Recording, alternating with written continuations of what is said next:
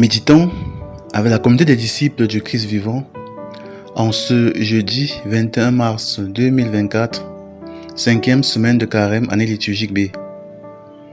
Première lecture. Lecture tirée du livre de la Genèse, au chapitre 17, versets 3 à 9. En ces jours-là, Abraham tomba face contre terre et Dieu lui parla ainsi. Moi, voici l'alliance que je fais avec toi. Tu deviendras le père d'une multitude de nations. Tu ne seras plus appelé du nom d'Abraham, ton nom sera Abraham, car je fais de toi le père d'une multitude de nations. Je te ferai porter des fruits à l'infini, de toi je ferai des nations, et des rois sortiront de toi. J'établirai mon alliance entre moi et toi, et après toi avec ta descendance, de génération en génération. Ce sera une alliance éternelle, ainsi je serai ton Dieu, et le Dieu de ta descendance après toi.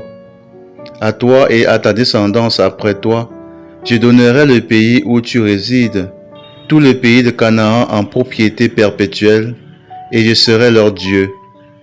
Dieu dit à Abraham, toi, tu observeras mon alliance, toi et ta descendance après toi, de génération en génération. Parole du Seigneur. Méditation. Frères et sœurs en Christ, que la grâce de notre Seigneur Jésus-Christ abonde dans chacune de nos vies.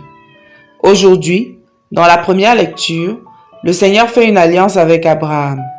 Il lui promet qu'il sera le père d'une multitude de nations, que sa descendance sera multiple, qu'il aura un pays en héritage et qu'il sera son Dieu à jamais.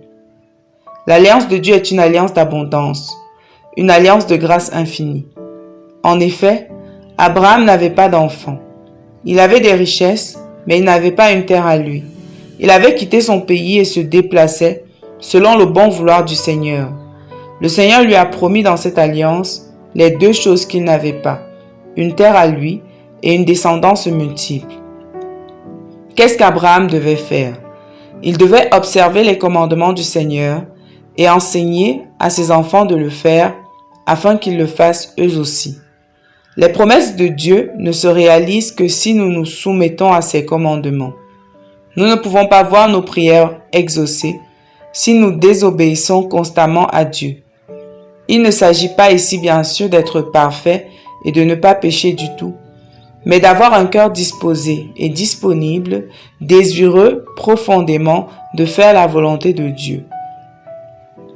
Dieu a des grâces inimaginables pour nous. Il en a en réserve pour nous plus que ce que nous voulons et même demandons. Il est le Dieu de l'abondance. Il donne toujours plus que ce que nous imaginons et il veut nous combler en abondance. Son alliance est éternelle. Il y a des familles qui ont reçu des bénédictions de Dieu sur des générations parce que quelqu'un dans la famille s'est consacré à Dieu.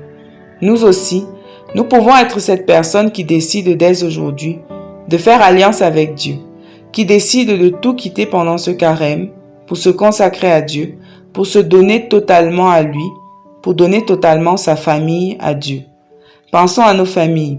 Avec qui ont-elles fait alliance? En regardant parfois nos vies et nos misères, nous pouvons constater que bien souvent, les familles ont désobéi à Dieu, ont servi d'autres dieux, des idoles. Mais aujourd'hui, le Seigneur nous dit que nous pouvons changer d'alliance. Pour cela, nous devons décider de tout quitter. Quitter les situations compromettantes, fermer toutes les portes ouvertes à Satan dans nos vies et laisser Dieu être le maître de nos existences.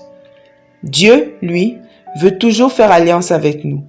Mais nous, sommes-nous prêts à faire alliance avec lui, à tout quitter pour le suivre, à laisser toutes nos idoles, nos connivences avec le péché? Voulons-nous que toute notre descendance soit bénie éternellement?